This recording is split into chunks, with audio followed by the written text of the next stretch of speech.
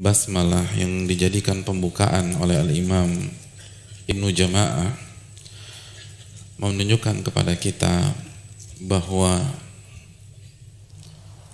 prinsip para ulama kita di dunia ilmu adalah tawakal kepada Allah, meminta pertolongan kepada Allah, dan mengembalikan segala urusan hanya kepada Allah Subhanahu wa ta'ala. Dan ini atmosfer dunia ilmu, hadirin. Kalau antum ingin masuk ke dunia ilmu, ingin datang dan aktif di kajian, ini prinsip yang harus antum miliki. Jangan bosan-bosan bertawakal kepada Allah. Selalu minta kepada Allah Subhanahu wa ta'ala.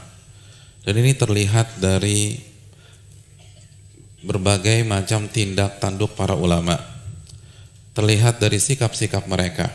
Di antaranya ini, mereka memulai buku-buku mereka dengan Bismillah. Dan Bismillah artinya meminta pertolongan kepada Allah, minta keberkahan kepada Allah Subhanahu wa ta'ala. Jadi walaupun mereka cerdas-cerdas, Al-Imam Ibnu Jama'ah di usia muda itu sudah jadi hakim syar'i. Beliau tidak mengandalkan kecerdasan beliau ketika menulis buku ini. Yang beliau andalkan adalah kekuatan Allah. Yang beliau andalkan adalah ilmu Allah Subhanahu wa ta'ala. Makanya beliau mulai dengan Bismillahirrahmanirrahim. Dan di antara potret para ulama tentang masalah ini, bagaimana mereka menamai buku-buku mereka. Banyak para ulama menamai buku-buku mereka berdasarkan prinsip ini. Prinsip tawakal, prinsip isti'anah. Dan banyak contoh masalah ini. Contohnya Al-Imam Ibnu Hajar ketika mensyarah Sahih Bukhari, judul apa yang beliau berikan ya untuk buku beliau? Fathul Bari. Fathul Bari. Apa arti Fathul Bari? Fat itu pembuka. Al-Bari salah satu nama Allah Subhanahu wa ta'ala. Itu judul buku, itu ada filosofinya. Artinya, saya tidak akan bisa menulis syarah Bukhari kecuali dibuka oleh Al-Bari Allah Subhanahu wa ta'ala. Dari judul buku aja sudah melambangkan ketawakalan seseorang. Dari judul buku saja sudah melambangkan ketergantungan seseorang kepada Allah Subhanahu wa ta'ala. Al-Imam Syaukani punya buku tafsir, judulnya apa? Fathul Qadir. Al-Qadir adalah nama Allah Subhanahu wa ta'ala. Jadi beliau ingin mengatakan, saya nggak akan bisa menulis buku tafsir seperti ini kecuali dibuka sama Allah Subhanahu wa ta'ala. Secerdas apapun mereka nggak bisa. La haula wa la quwata illa billah. Tidak ada daya dan kekuatan kecuali dengan petunjuk Allah Jalla wa ala. Di antara mereka ada yang istikharah sebelum mencantumkan hadis, sebagaimana yang dilakukan oleh Imam Al-Bukhari.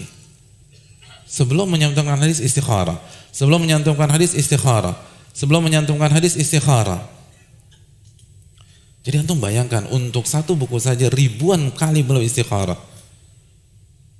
Dia mau ngapain sih? Mau ke Singapura? Enggak, nyantumkan hadis, jelas-jelas syar'i, jelas-jelas sebuah ibadah. Tapi khawatir kalau saya mengandalkan kecerdasan saya, jangan-jangan salah menyantumkan babnya sama hadisnya nggak nyambung, atau mungkin hadisnya bermasalah. Hadisnya beliau pikir sahih jadi lemah.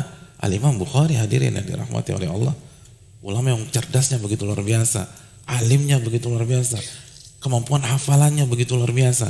Tapi begitu mencantumkan hadis istikharah, istikharah, istikharah, istikharah.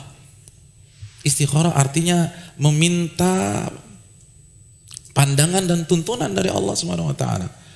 Istikharah artinya meminta advice dari Allah Jalla wa ala. Itu orang cerdas. Yang cerdasnya ribuan kali daripada kita. Istikharah setiap menyantumkan hadis.